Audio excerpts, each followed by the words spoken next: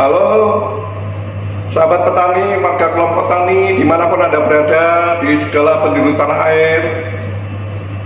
Selamat siang dan salam sejahtera untuk kita semuanya. Saat ini saya sedang berada di Laboratorium Mikrobiologi PT Agri Kencana Perkasa, Kabupaten Klaten. Saudaraku warga kelompok tani, beberapa hari yang lalu saya menerima sampel berupa daun pepaya yang dimungkinkan memunculkan gejala terkena penyakit. Saudaraku warga kelompok tani, varietas yang mereka tanam adalah varietas California dari kelompok tani Nuju Prono di Desa Kopen, Kecamatan Teras, Kabupaten Boyolali. Saudaraku, pepaya California adalah hasil persilangan sebetulnya. Itu dari pepaya California yang ditanam di Bogor. Jadi antara persilangan pepaya varietas California, sehingga hasil yang diperoleh sebetulnya merupakan pepaya Kalina, yaitu pepaya California dan Indonesia. Jadi namanya adalah pepaya Kalina. Jadi merupakan buah lokal asli Indonesia, hasil pemulihaan seorang peneliti dari Institut Pertanian Bogor. Saudaraku, kenapa terjadi pergeseran nama menjadi pepaya California di lapangan? Itu berawal dari para distributor yang memang sengaja mengubah nama agar seolah-olah buah pepaya ini berasal dari California atau buah impor. Jadi kesalahan ada di distributor, sehingga sekarang merebak di lapangan dimanapun berada itu disebut pepaya California. Saudaraku, dilihat dari bentuknya, kalau pepaya California adalah menunjukkan bentuk yang lebih kecil. Kalau pada umumnya pepaya yang berasal dari lokal atau pepaya Bangkok itu biasanya cukup besar, beratnya mencapai 6 kilo. Tetapi kalau pepaya California ini hanya kira-kira 1,5 kilo. Jadi kecil dan bentuknya lonjong. Daging buahnya juga kenyal dan tebal, jadi sangat enak. Jadi mengenai rasa itu sudah sangat teruji, sehingga banyak diminati oleh banyak warga kelompok tani ataupun masyarakat pada umumnya. Saudaraku, pepaya California bisa ditanam di daerah tropis maupun subtropis, kemudian juga daerah basah maupun kering, bahkan bisa dataran rendah juga dataran tinggi. Yang penting adalah secara umum pertumbuhan bagus di bawah 1000 meter di atas permukaan laut. Dan saudaraku semuanya, warga kelompok tani, tanam pepaya California sudah bisa dipanen kira-kira umur 7-9 bulan. Dan untuk selanjutnya biasanya setiap 10 hari sekali sudah bisa dipanen secara rutin. Dan musim buah pepaya California pada umumnya sama dengan buah-buah yang lain, yaitu kira-kira bulan Juli sampai Agustus yang merupakan musim buah secara keseluruhan pada umumnya. Dan kita tahu bahwa pepaya California punya khasiat yang memang cukup banyak, antara lain misalnya baik untuk pencernakan. Jadi biasanya orang yang merasa pencernakannya kurang bagus itu mengkonsumsi buah pepaya California, pencernaannya akan menjadi lebih bagus, lebih lancar. Kemudian yang pasti menurunkan kolesterol karena tingkat seratnya tinggi, dan banyak dimanfaatkan teman-teman atau warga kelompok yang menderita diabetes, atau bahkan ada sinyalemen bahwa pepaya bisa mencegah munculnya penyakit kanker usus. Tapi yang pasti, apakah itu untuk diet, untuk menurunkan kolesterol, untuk melancarkan pencernaan, banyak manfaat lain yang mungkin tidak bisa kami sebutkan satu persatu di sini. Jadi warga kelompok tani atau masyarakat pada umumnya yang mengkonsumsi pepaya California pasti itu merasakan khasiat yang ada di dalam pepaya itu. Saudaraku warga kelompok tani, sampel yang dikirim pada kami itu seperti ini, memunculkan gejala seperti ini. Jadi bisa dilihat ini di gambar ya. Jadi daun-daun pada pucuk itu mengeriting, jadi melengkung ke bawah begitu atau ke dalam gitu, dan mengalami penebalan pembuluh daun. Jadi pembuluh daun itu mengalami penebalan, dan kadang-kadang daun ini menjadi kasar dan rapuh. Dan biasanya tangkai itu juga mengalami cacat tampilan atau banyak bengkok ini, jadi ya tangkainya ini bengkok. Dan ini biasanya selalu banyak memunculkan gejala pada pucuk-pucuk atau tunas-tunas baru pada tanaman pepaya. Dan tahap selanjutnya penyakit ini biasanya akan mengalami kerontokan, dan bisa terjadi juga daun yang sudah rusak seperti ini, sudah barang tentu terganggu proses asimilasi, ya sudah barang tentu akan layu dan kemudian rontok.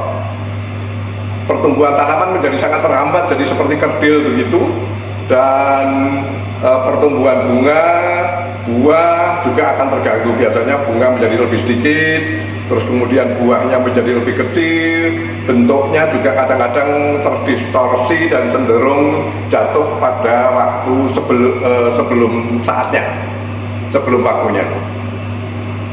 Dan kita mencoba mengidentifikasi bahwa tanaman pepaya yang memunculkan gejala seperti ini adalah terserang oleh virus keriting daun pepaya. Jadi virus keriting daun pepaya. Biasanya virus keriting daun pepaya ini ditularkan oleh vektor.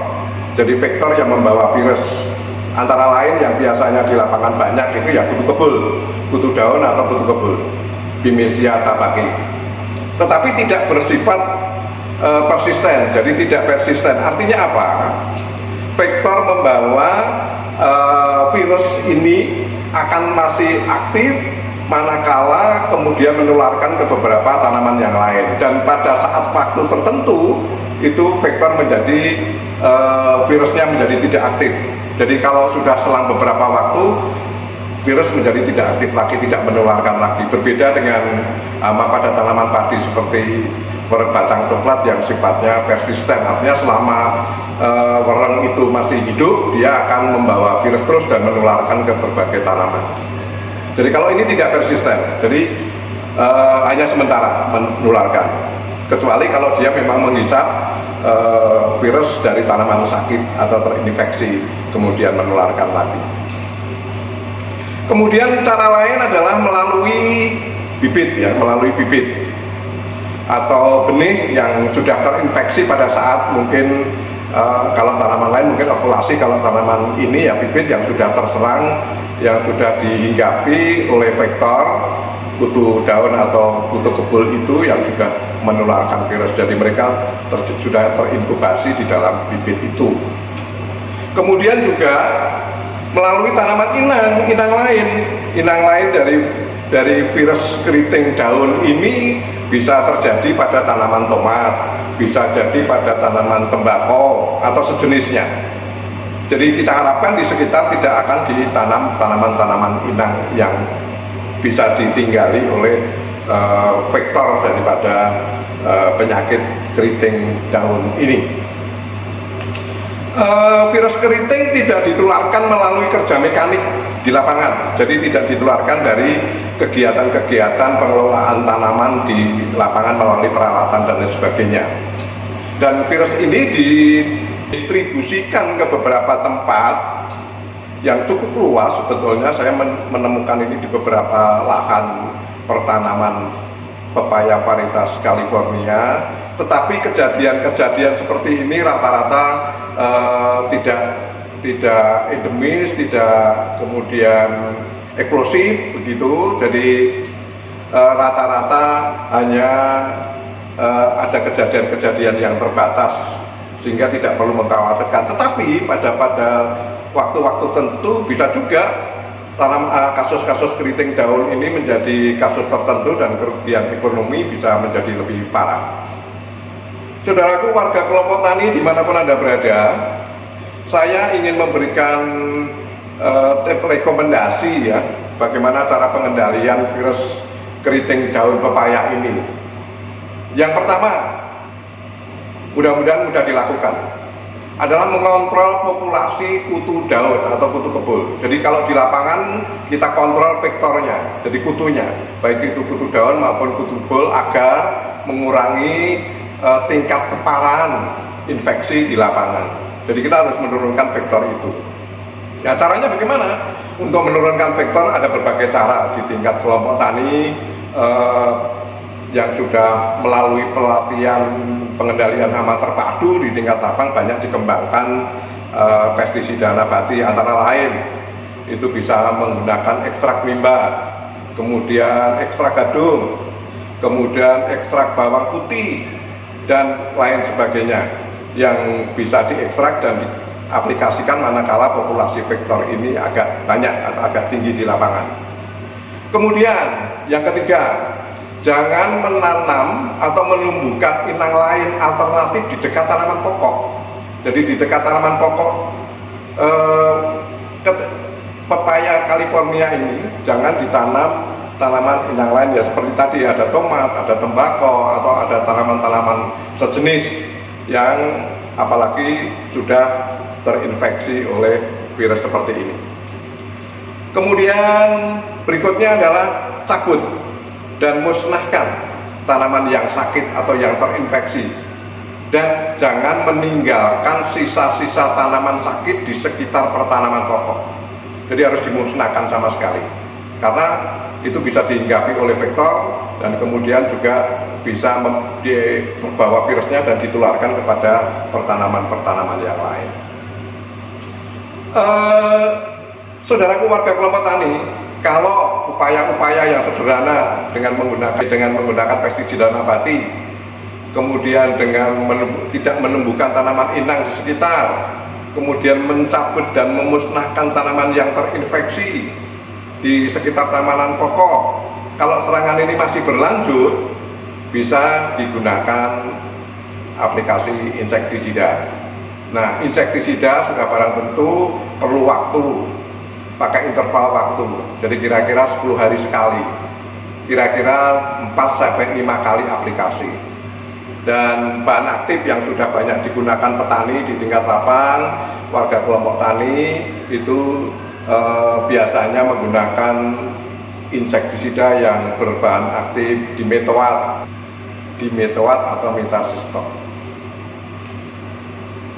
Yang penting saudaraku warga kelompok tani, kalau bisa pestisida yang digunakan atau insektisida yang digunakan adalah yang sistemik, dengan harapan dia akan tinggal lama di dalam tubuh tanaman, dan manakala ada penularan virus itu tidak akan menimbulkan keparahan yang tinggi.